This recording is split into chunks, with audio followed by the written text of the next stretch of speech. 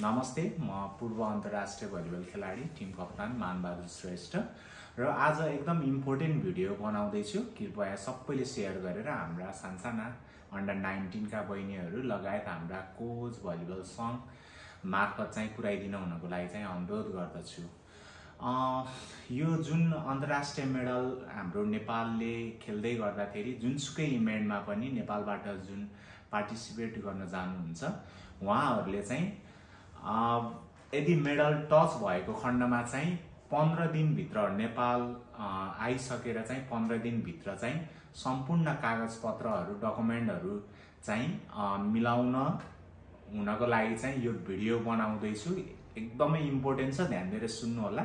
यो भन्दा अघिल्लो पटक पनि हाम्रो अन्डर 20 का बहिनीहरूले चाहिँ पुरस्कार पाउनबाट वञ्चित हुनुभयो। मैले बारम्बार तपाईहरुको आँखा खोलिदिँदै थिएँ, एज म आफैले पनि पाएको थिएन र त्यो भएको नाताले चाहिँ तपाईहरुलाई यो भिडियो बनाउँदैछु। तपाईहरुलाई फेरि पनि भन्दैछु, त्यति बेला तपाईहरुले जुन मालदिभ्समा भएको गेममा चाहिँ थर्ड मेडल ल्याउनु भएका अन्डर 19 का बहिनीहरूले अन्डर 20 का बहिनीहरूले त्यो बेला कति पैसा पाउनु भयो होला? Any guesses? तपाईहरुले गेस गर्न सक्नुहुन्छ? हो, त्यति बेला जम्मा जनही एकजनाले चाहिँ तपाईहरुलाई भन्दा अचम्म लाग्न सक्छ, म त्यो पनि भनिदिन्छु। आज जनही 15-15 हजार पाउनु भयो, जबकि नेपालले तेस्रो मेडल हान्दाखेरि एकजना बराबर 15 हजार पाउनु भयो। तर यसमा कमजोरी कसको?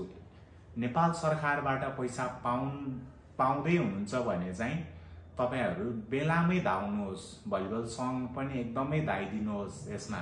र as a coach Kumar sir हुनुहुन्छ, कुमार गुरु हुनुहुन्छ, उहाँ धेरै पढे लेखेको पनि हुनुहुन्छ र त्यो भएको नाताले चाहिँ एकदमै धाउनुहोस् यसमा। चाहिँ भलिबल सङ्घ, राष्ट्रिय खेलकुद परिषद लगायत मन्त्रीको ढोकासम्म ढकढकाउन जानुहोस्। तपाईको डकुमेन्ट बुझाए अब ढुक्क भयो भनेर नबस्नु होला, एकदमै धाउनुहोस् यसमा। नेपाल सरकारको पैसा दिने हो, कुनै व्यक्तिले खोल्टीबाट झिकेर दिने होइन। त्यो भएको भएर यसमा संलग्न सबैजनाले चाहिँ सकारात्मक हिसाबले चाहिँ सोचेर चाहिँ अगाडि बढाइदिनु हुनको लागि यो अनुरोध गर्दछु।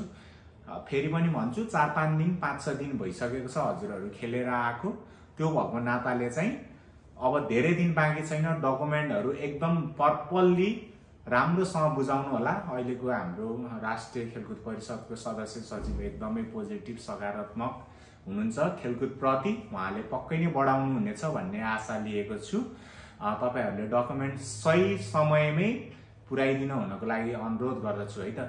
र सँगसँगै हामीले जुन अभियान चलाएको थियौं अन्डर 19 का हाम्रो जुन मेडलिस्ट भलिबल खेलाडी बहिनीहरू प्रति हामीले रकम उठाएको पैसा चाहिँ कति पैसा भयो त आजसम्म? र अब यो कति दिन बाँकी छ त भन्दा अब धेरै दिन बाँकी रहेको छैन।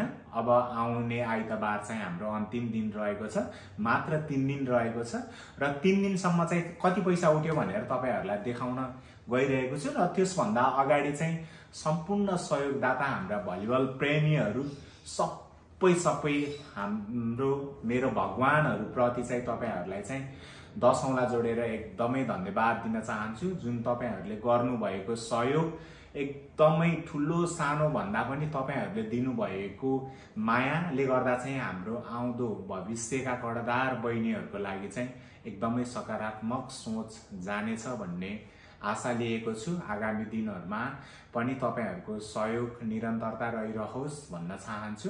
र बाँकी रहेका सम्पूर्ण साथीहरू भलिबल प्रेमीहरूले सक्दो सेयर गरिदिनु होला यो भिडियो। तपाईहरुले जति सक्दो धेरै थोरै, यसमा कुनै पनि म्याटर खाँदैन।